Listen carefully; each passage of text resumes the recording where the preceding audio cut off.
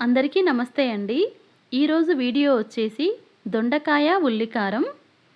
ఈ రెసిపీలో మనం ఉల్లిపాయని పేస్ట్ చేసి కొంచెం మసాలాగా వాడుతుంటాం దాన్ని. సో ఇది అన్నంలో కలుపుకొని తింటుంటే చాలా బాగుంటుందండి. ఈ కర్రీ వండుకోవడానికైతే ముందుగా స్టవ్ పైన గిన్నె పెట్టి ఒక 4 టేబుల్ స్పూన్ల నూనె వేడి చేయాలి. ఉల్లిపాయ పేస్ట్ వేస్తాం కాబట్టి కొంచెం ఆయిల్ ఎక్కువ పడుతుంది. వద్దనుకుంటే తగ్గించి వేసుకోవచ్చు, ఇబ్బంది ఏం లేదు. ఇంకా నూనె వేడెక్కిన తర్వాత ఇలా సన్నగా పొడవుగా కట్ చేసిన దొండకాయ ముక్కలు వేసి బాగా కలిపి మూత పెట్టి ఉడికించాలి. ఒక 4-5 నిమిషాలు ఉడికించాలి. మధ్య మధ్యలో కలుపుకుంటుండాలి. ఇంక ఇది మగ్గేలోపు మసాలా ప్రిపేర్ చేద్దాము. ఉల్లిపాయ మసాలా. మిక్సీ జార్లో 1 టీ స్పూన్ జీలకర్ర, ఉప్పు కారం రుచికి తగినట్టు వేసుకోవాలి. కొన్ని వెల్లుల్లి రెబ్బలు, ఒక పెద్ద సైజు ఉల్లిపాయని కట్ చేసి ముక్కలు వేయాలి. ధనియాలు కూడా వేసుకోవచ్చు కావాలంటే. ఇంకా దీన్ని కోర్సుగా మిక్సీ పట్టుకోవాలి.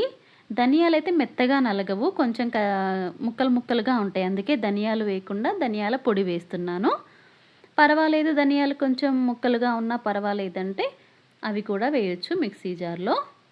ఇంకా ఈ ఉల్లిపాయ పేస్టుని అలాగే 1 టీ స్పూన్ అంత ధనియాల పొడి కూడా వేసి బాగా కలిపి ఉడికించాలి.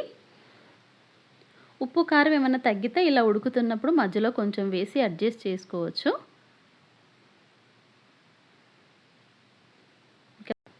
ఇప్పుడు బాగా కలిపేసి మూత పెట్టి ఇంకొక 4-5 నిమిషాలు ఉడికించుకుంటే దొండకాయ అయితే బాగా ఉడికిపోతుందండి. చివరిలో కొంచెం కరివేపాకు, కొత్తిమీర ఆకుంటే కొత్తిమీర కూడా వేయండి. అలాగే 1/2 టీ స్పూన్ గరం మసాలా వేసి ఇంకొక నిమిషం పాటు ఉడికించి స్టవ్ ఆఫ్ చేస్తే అంతే అండి. చాలా టేస్టీగా ఉండే దొండకాయ ఉల్లికారం రెడీ. ఈ వీడియో నచ్చితే ప్లీజ్ లైక్ చేయండి. ప్లీజ్ సబ్స్క్రైబ్ చేసుకోండి నా ఛానల్ని. Thanks for watching. ఇది వైట్ రైస్తో తింటుంటే చాలా బాగుంటుందండి.